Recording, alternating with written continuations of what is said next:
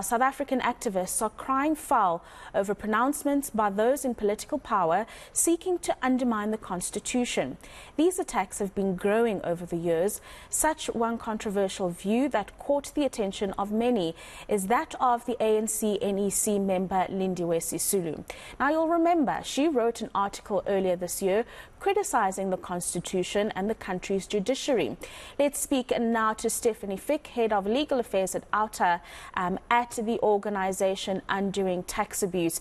Thank you for your patience this morning.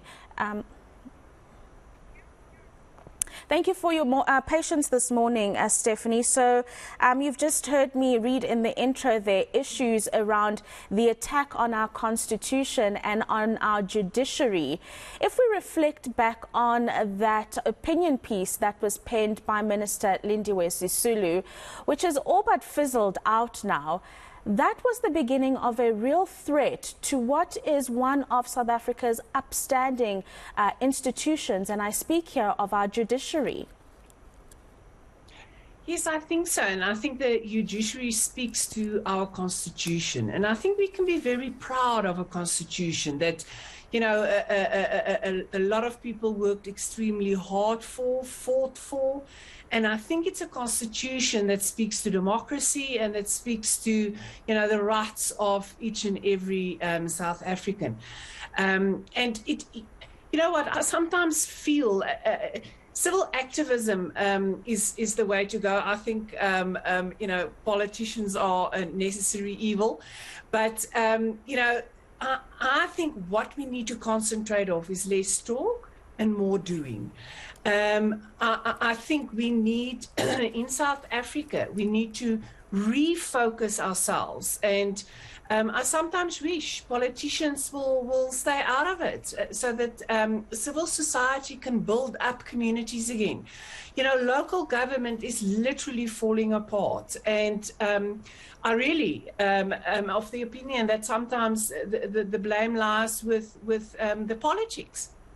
That we forgot why we are in office, and that we are there specifically for communities. And we were, you know, corruption has been has caused so much trouble in this country, specifically with regards to community issues, I think, and that we've just seen the example. I think a lot of communities needs roads, more education, better schools, and then better infrastructure, and then more policemen that can actually protect them on a daily basis.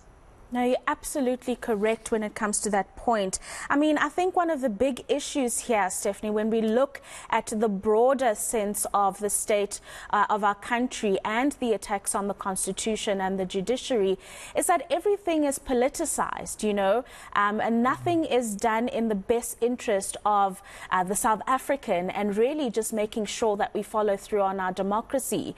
And unfortunately, it may seem impossible to remove the politics from the work of the day, or the work that the government of the day needs to actually be doing.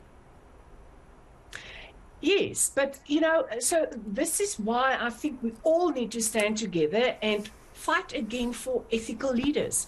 I mean, yes, it might be a pipe dream, and I don't think you'll ever get politics out of, you know, the government, and it's, you know, part of the world. I mean, I think it's one of, we all know what's the oldest occupation, but I think it's one of those old, we will never get rid of it. But it is time that politics are turned on its head, and that we get ethical leaders that takes responsibility, and that civil society, in other words, the people that vote for them, can hold them to account. So it is not about loyalty to parties and loyalty to you know, certain individuals. It is about South Africa and each and every South African. What role, I mean, and you spoke about this very briefly in your first answer about the role for civil organizations to get more involved in the running of communities across the country. Do you find that civic organizations have been given that space to participate in any way they can, or are there some hindrances, would you find?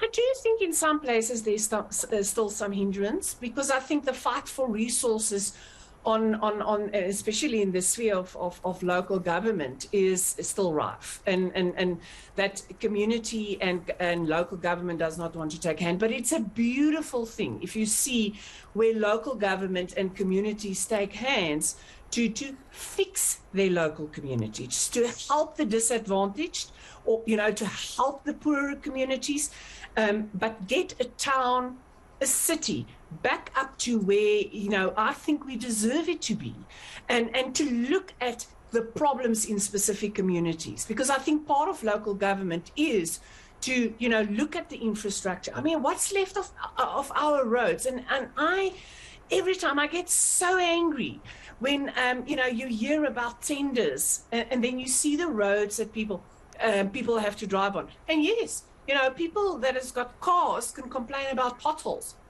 but there's actually communities that do not have roads. They have to walk everywhere because there's no public transport available for them. You think about our children that has to walk in the dangerous times that we live in. I cringe if I have to think that politicians fight here and is fighting about whether we have a constitution and whether judicial system is in their favor or not. And I think maybe it is time that we go back to communities, get out of our fancy cars and see what is happening to a very large part of South Africans. And it is time that we rebuild that. And I think to come back to, I think it is really, it's a beautiful thing if you can see local government that can say, you know what, we want to uplift the community, but we need help. Business and civil society.